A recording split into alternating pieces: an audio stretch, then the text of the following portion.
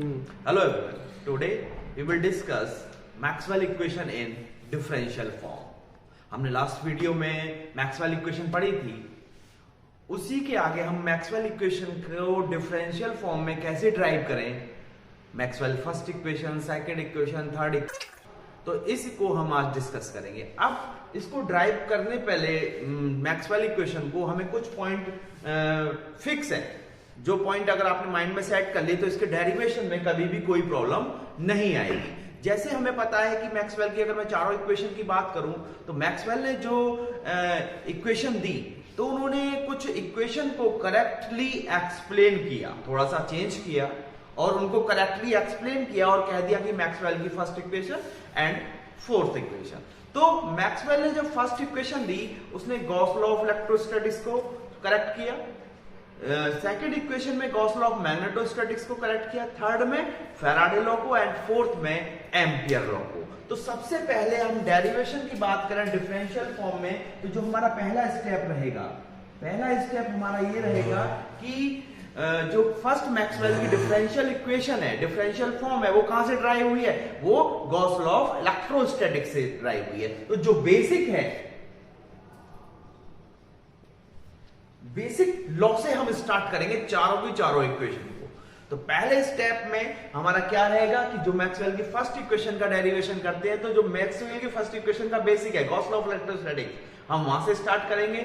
Second का जो basic है गॉस लॉ ऑफ मैग्नेटोस्टैटिक्स, हम वहां से स्टार्ट करेंगे। थर्ड का बेसिक है फैराडे लॉ से आई है, तो हम फैराडे लॉ से स्टार्ट करेंगे। और फोर्थ आई है आपकी एम्पियर लॉ से, तो हम एम्पियर लॉ से स्टार्ट करेंगे। सेकंड में उसमें जो भी टर्म आएंगी हमारी, उन टर्म को हम डिफाइन करेंगे, उन टर्म को हम एक्सप्लेन करेंगे, उनकी डेफिनेशन के अकॉर्डिंग उनकी वैल्यू पुट करेंगे।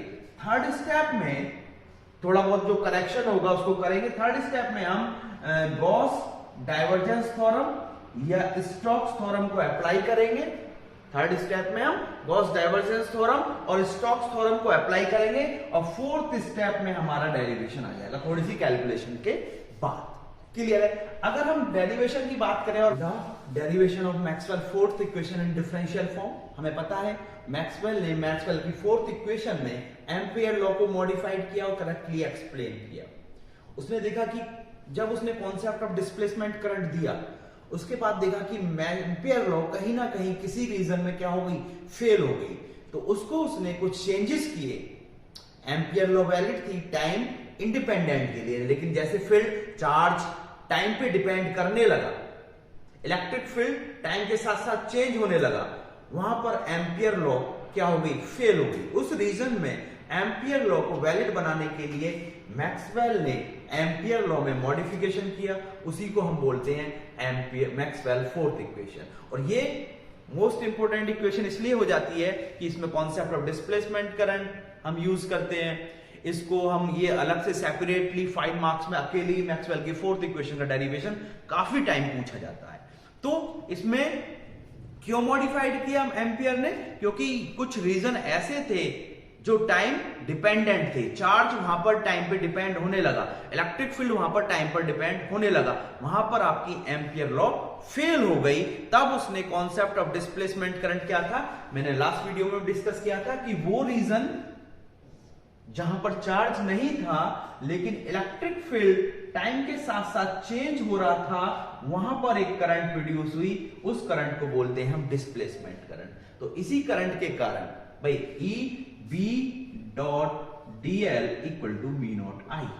तो इस रीजन में ये इक्वेशन फेल हो जाती है, जहां पर इलेक्ट्रिक फील्ड टाइम पर डिपेंड करने लगता है। तो इस इक्वेशन को मॉडिफाइड किया, उसी को हम बोलते हैं मैक्सवेल फोर्थ इक्वेशन। अगर हम फर्स्ट स्टेप की बात करें तो फर्स्ट स्टेप क्या है हमारा, बेसिक। और बेसिक हमें पता है मैक्सवेल की फोर्थ इक्वेशन का डेरिवेशन करें हम डिफरेंशियल फॉर्म में, तो मैक्सवेल की फोर्थ इक्वेशन कहां से आई, एम्पियर लॉ से। तो according to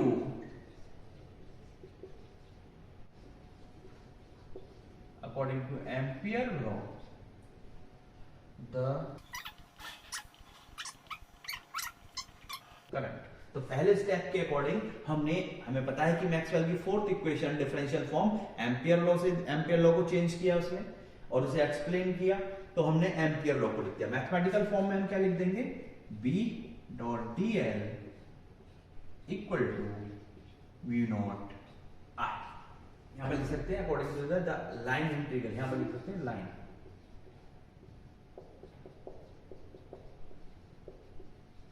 line integral of magnetic field around a close path is equal to mu not times of the total current. तो इसको हम डाल देंगे इक्वेशन नंबर 1। हमारा सेकंड स्टेप क्या कहता है? सेकंड स्टेप करता है कि हमें इस टर्म को डिफाइन करना है। ठीक है भाई, तो इसमें हमारी कौन सी टर्म आ जाती है? आई। और current in terms of current density J क्या होती है? I equal to surface integral of J dot ds। ठीक है भाई, क्योंकि अगर मैं करंट डेंसिटी की डेफिनेशन की बात करूं तो current density J is current per unit area. तो ds को इधर ले जाओ तो I इक्वल टू कितना हो जाएगा? J ds। तो यहां पर पुट कर दो इस वैल्यू को इक्वेशन नंबर 1 में, पुट इन 1। ठीक है भाई, 1 में पुट कर दिया तो हमारा क्या हो जाएगा? ये आपका P dot dl equal to mu naught J dot ds, equation number 2। ठीक है भाई, तो एक तरफ आपका लाइन इंटीग्रल है, एक तरफ आपका सरफेस इंटीग्रल है। फर्स्ट फिर से थर्ड स्टेप कहता है कि हम गॉस डाइवर्जेंस थ्योरम या एक स्टोक्स थ्योरम यूज करेंगे, क्योंकि लाइन और सरफेस की बात है और लाइन और सरफेस में हम किसका यूज करते हैं? स्टोक्स थ्योरम का।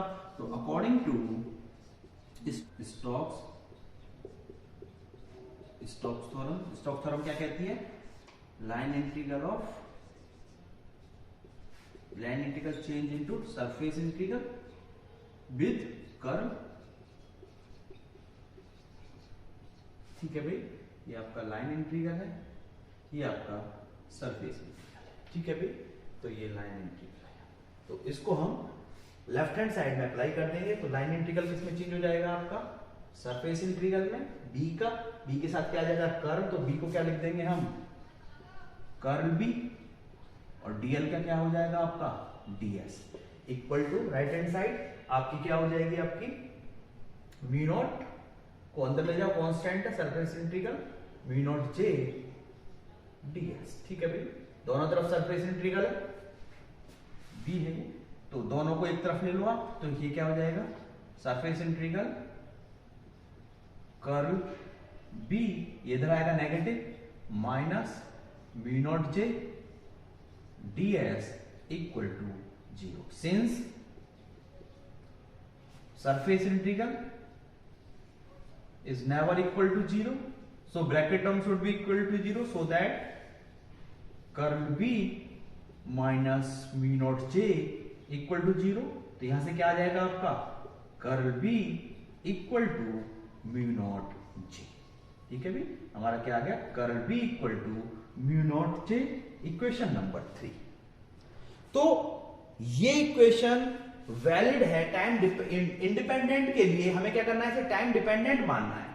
तो हमने माना if we consider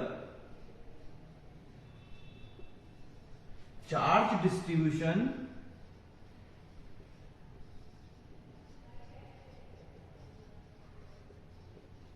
and electric field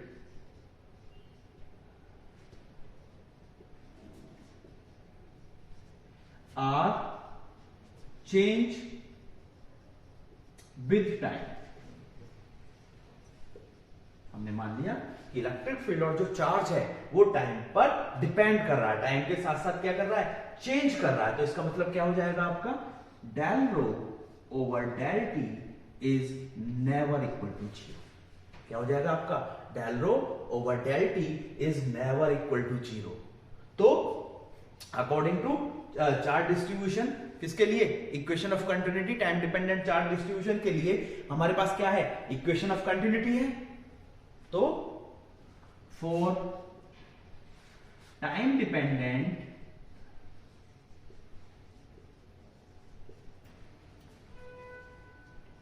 charge distribution, charge equation of continuity, equation of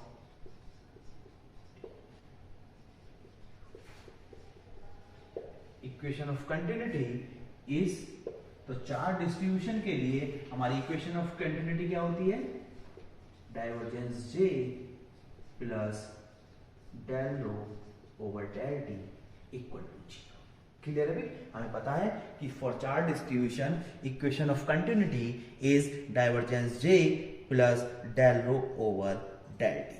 ठीक है, तो यहां से हम क्या कह सकते हैं, इसको नोट कर लो भाई सब। तो यहां से हमारा आ जाएगा डाइवर्जेंस J इक्वल टू, इसको उधर ले जाओ, माइनस का del rho over del t, और since del rho over del t is not equal to 0, तो यहां से क्या आ गया, divergence J is not equal to 0। इसका मतलब क्या होगा कि डाइवर्जेंस J भी आपका नॉट इक्वल टू 0 आना चाहिए फॉर टाइम डिपेंडेंट फील्ड। तो हम यहां से देखते हैं हमारे पास क्या है, हमारे पास J है, हम इसको टाइम डिपेंडेंट प्रूफ करना चाह रहे हैं कि it is also valid for time dependent. हम चेक कर रहे हैं कि वैलिड है या नहीं वैलिड, इसमें करेक्शन की मॉडिफिकेशन की जरूरत है या नहीं जरूरत। तो अगर जरूरत है तो इसका डाइवर्जेंस नॉट इक्वल टू 0 आना चाहिए। तो हमारे पास J है, तो हम क्या करेंगे, इक्वेशन 3 का डाइवर्जेंस ले लेंगे। डाइवर्जेंस J चाहिए हमें डाइवर्जेंस J चाहिए, तो हमने क्या किया, टेकिंग डाइवर्जेंस ऑफ इक्वेशन 3, तो हमने इक्वेशन 3 का दोनों तरफ बोथ साइड ही लेते हैं, तो क्या हो जाएगा, लेफ्ट हैंड साइड क्या हो जाएगा, divergence curl B equal to mu naught constant है, बाहर आ जाएगा, इसे क्या ले सकते हैं हम, डाइवर्जेंस J। ठीक है, और divergence curl of a field vector is always equal to 0।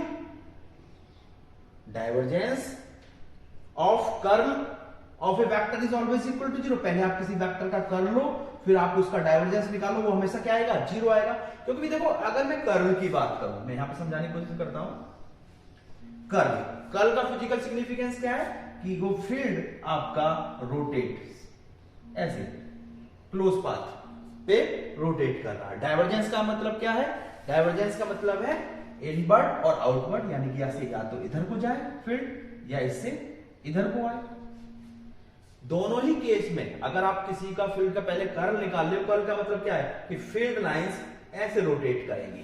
Divergence का मतलब क्या है कि या तो वो फैलेंगी, इसका मतलब ना तो फील्ड लाइंस अंदर आएंगी ना फील्ड लाइन बाहर जाएंगी, क्योंकि फील्ड लाइंस पहले ही आप उसका कर्ल निकाल लो, कर्ल के अकॉर्डिंग वो पहले रोटेट करेंगी, फिर उसका जब डाइवर्जेंस लोगे तो ना तो फील्ड लाइंस अंदर आएंगी ना फील्ड लाइंस बाहर जाएंगी। तो हमेशा उसकी वैल्यू कितनी होगी, जब आप किसी कर्ल लेकर उसका डाइवर्जेंस निकालोगे हमेशा 0 होगी। तो divergence curl of a vector is always 0। तो इक्वल टू कितना हो जाएगा ये आपका, म्यू नॉट डाइवर्जेंस J। तो यहां से क्या आ गया आपका, डाइवर्जेंस J इक्वल टू 0। कितना आ गया, डाइवर्जेंस J इक्वल टू 0, जबकि क्या आना चाहिए था टाइम डिपेंडेंट के लिए, divergence J is not equal to 0। यानी कि ये जो इक्वेशन आई है, इक्वेशन नंबर 3, इसमें अभी मॉडिफिकेशन की जरूरत है। इसको हमें क्या करना है, टाइम डिपेंडेंट बनाना है। तो मैक्सवेल ने इसको टाइम डिपेंडेंट बनाने के लिए इसमें एक टर्म ऐड कर दी, then equation 3 is valid only for those fields which are independent of time। ठीक है, तो ये इक्वेशन वैलिड है उन्हीं फील्ड के लिए जो इंडिपेंडेंट ऑफ टाइम हो। फॉर इसको टाइम डिपेंडेंट बनाने के लिए मैक्सवेल ने क्या किया, curl B equal to mu naught J plus, इसमें उन्होंने कांस्टेंट ऐड कर दिया G, एक कांस्टेंट ऐड कर दिया G, जिसकी अब हमें वैल्यू कैलकुलेट करनी है। उन्होंने कहा कि शायद ये कहीं ना कहीं उन रीजन में फेल हो रही है जहां पर फील्ड टाइम के साथ साथ डिपेंड है, टाइम के साथ साथ चेंज हो रहा है, टाइम पे डिपेंड कर रहा है। तो उसको डिपेंडेंट बनाने के लिए इन्होंने जो इंडिपेंडेंट टर्म थी, टाइम इंडिपेंडेंट टर्म थी म्यू नॉट जे, उसमें एक टर्म और ऐड कर दी जी। अब उन्होंने क्या किया, इस जी की वैल्यू को कैलकुलेट किया और इस जी की वैल्यू को कैलकुलेट करने के बाद चेक किया, तो this is the modified form of Maxwell first equation आई, वो फोर्थ इक्वेशन आई। ठीक है भाई, this is the modified form of Ampere law, और जिसे हम बोलते हैं मैक्सवेल की फोर्थ इक्वेशन। ठीक है भाई, आगे देखते हैं इसे, ये नोट कर लिया सबने, तो इसको थोड़ा ऐसे कर दो, वी नोट को बाहर ले लो और जे प्लस जी कर दो। ठीक है, तो फिर से इस इक्वेशन का आप divergence low. Now again taking divergence of equation 6, ये इक्वेशन 6 होगी। इक्वेशन 6 का फिर से डाइवर्जेंस क्यों? क्योंकि हमें डाइवर्जेंस जे तो पता है, तो फिर से हम क्या करें, इक्वेशन 6 का फिर से डाइवर्जेंस ले। तो divergence curl B equal to B naught, ठीक है भाई, divergence J plus divergence G. Clear है? हमें पता है divergence curl of vector is 0, क्योंकि कर्ल का मतलब बाउंड, सर्किल, क्लोज पाथ, और डाइवर्जेंस का मतलब इन और आउट। ठीक है, तो जब भी आप क्लोज पाथ का, जब कोई क्लोज पाथ पर है तो उससे इन और आउट तो कोई मतलब ही नहीं, तो divergence curl of vector is 0 equal to, यहां से कितना आ गया, v naught divergence J plus divergence G. हमें किसकी वैल्यू चाहिए, डाइवर्जेंस जी की। किसकी वैल्यू चाहिए हमें, डाइवर्जेंस जी की। इसको वेक्टर लगा दो। ठीक है भाई, वेक्टर क्वांटिटी कांस्टेंट है, वेक्टर ही आएगा। तो फिर तो डाइवर्जेंस जी इक्वल टू कितना हो जाएगा, यहां से divergence G equal to mu naught 0 में चला गया, क्या आया, माइनस का डाइवर्जेंस जी। डाइवर्जेंस जी की वैल्यू कितनी आ गई आपकी, माइनस का डाइवर्जेंस जी। इसको हमने इक्वेशन नंबर 7 पढ़ लिया। क्लियर है भाई? अब हमें किसकी वैल्यू चाहिए, डाइवर्जेंस जे की, और इक्वेशन ऑफ कंटिन्यूटी से डाइवर्जेंस जे की वैल्यू कितनी है आपकी, minus del rho over del t, since divergence J equal to minus curly rho over curly T.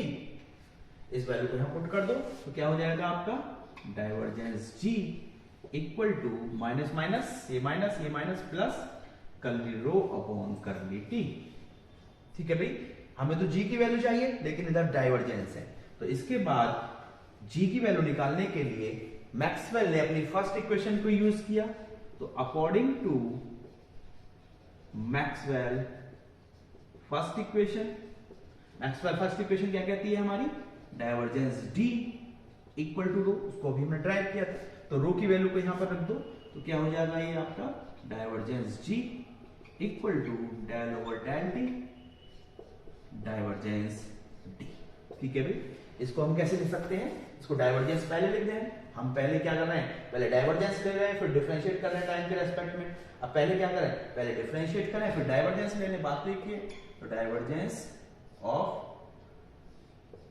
Del D over del T. ठीक है भाई, तो यहां से डाइवर्जेंस दोनों तो एक तरफ ले लेंगे, उसके बाद हमें क्या मिल जाएगा कि G equal to del D over del t. तो जी की वैल्यू कितनी आ गई हमारी, जी की वैल्यू आ गई del D over del T. ठीक है भाई, यहां तक नोट कर लो सब, मैं रफ कर देता हूं। जी की वैल्यू को आप इक्वेशन नंबर 6 में पुट कर दो, तो पुट इन 6। तो पुट इन 6 करने के बाद क्या हो जाएगा आपका, curl B equal to mu naught J plus G की वैल्यू कितनी आई आपकी, del D over del t. Clear है भाई? तो this is the Maxwell fourth equation in differential form और मॉडिफिकेशन इन एम्पियर लॉ। अब वो रीजन, जैसे अगर मैं बात करूं, ये पैरेलल प्लेट कैपेसिटर का जो मैंने डिस्प्लेसमेंट करंट का कॉन्सेप्ट दिया था उसमें डिस्कस किया था, तो इन रीजन में तो इस जे के कारण वैल्यू मिल जाएगी, और इस रीजन में जो टाइम पर डिपेंडेंट है इसके कारण हमें मैग्नेटिक फील्ड की वैल्यू मिल जाएगी। इसको अगर और आप मॉडिफाइड करना चाहो तो एच की टर्म में लिख सकते हैं इसे। बी इक्वल टू कितना होता है आपका, बी इक्वल टू होता है म्यू नॉट एच। तो यहां से B equal to mu naught H रखोगे, म्यू कॉन्स्टेंट कांस्टेंट है बाहर आएगा, म्यू नॉट से म्यू नॉट कैंसिल आउट हो जाएगा, तो हमें क्या मिल जाएगा, curl H equal to J plus curly D over curly T. This is the Maxwell fourth equation और मॉडिफाइड एम्पियर लॉ। क्लियर है भाई। अगर फ्री स्पेस की बात करें, इन फ्री स्पेस में जे की वैल्यू कितनी होती है भाई, sigma E, J equal to sigma E ohm's law से, और सिग्मा इक्वल टू कितना होता है आपका, जीरो। तो जे इक्वल टू कितना हो जाता है आपका, जीरो। तो Maxwell fourth equation free space में क्या हो जाएगी आपकी, curl H equal to curl D over curl t. ठीक है, this is the Maxwell fourth equation in free space. तो this is the derivation of Maxwell equation in differential form. कोई doubt है तो कमेंट जरूर करें। Thank you.